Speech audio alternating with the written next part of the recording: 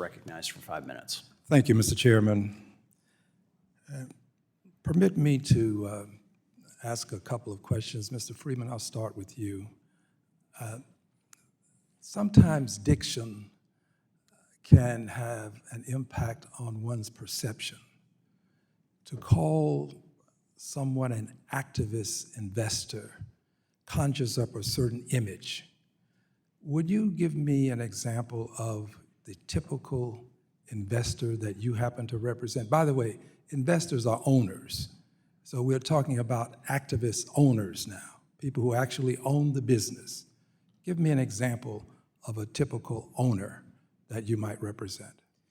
So, Congressman, thank you. Our clients are institutional investors, period, and they really are a range of investors from small, medium, and large. You could expect. A small, give me the size of a small. I Just give any small. I mean, it could be an investment advisor who has a small shop with a handful of employees, up to the largest asset managers in the world, and everyone in between. Largest in the world, give me an example in terms of dollars associated with that being capitalized. Oh, I don't have that information. Well, just an estimate. I'm not holding you to it.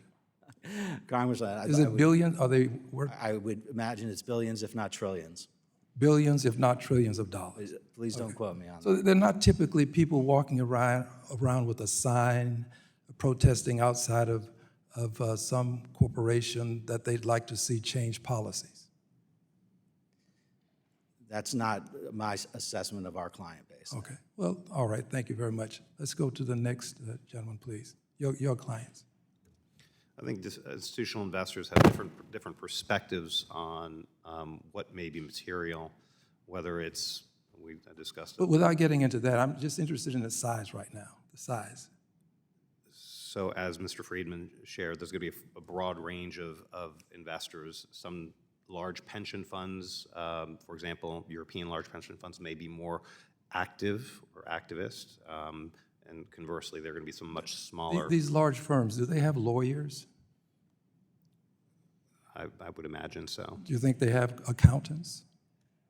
I would imagine. Do they have in-house advisors?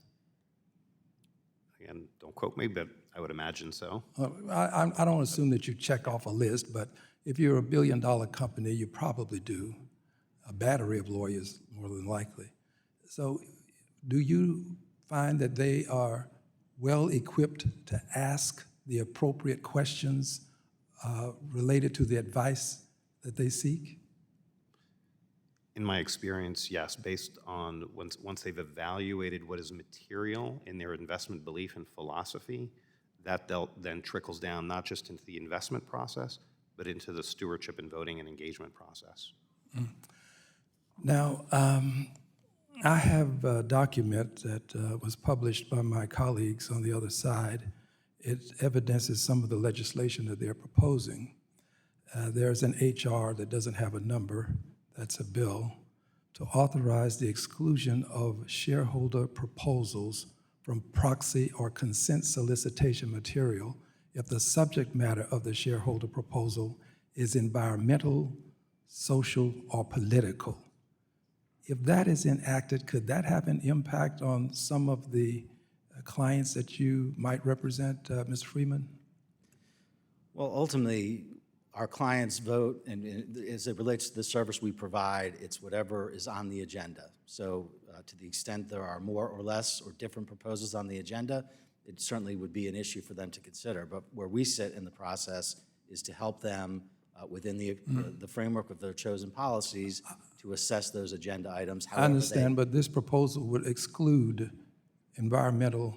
If you had an insurance company, would it be of some benefit to them to know about environmental issues in Florida, for example? Yeah, and I think I think many shareholders would find that to be extremely valuable, but in fairness, there's some who may not see. Oh, I understand there'd be some who would not, but those who do, that contact you, you do represent them too, don't you? We do provide services to a range of institutions, yes, Okay. That's correct. And finally, do you find that your clients believe that evidence related to diversity and inclusion is important? Yes or no? For many, it is. For many, it is, yes. Thank you. I yield back. Okay. Gentleman's time has expired.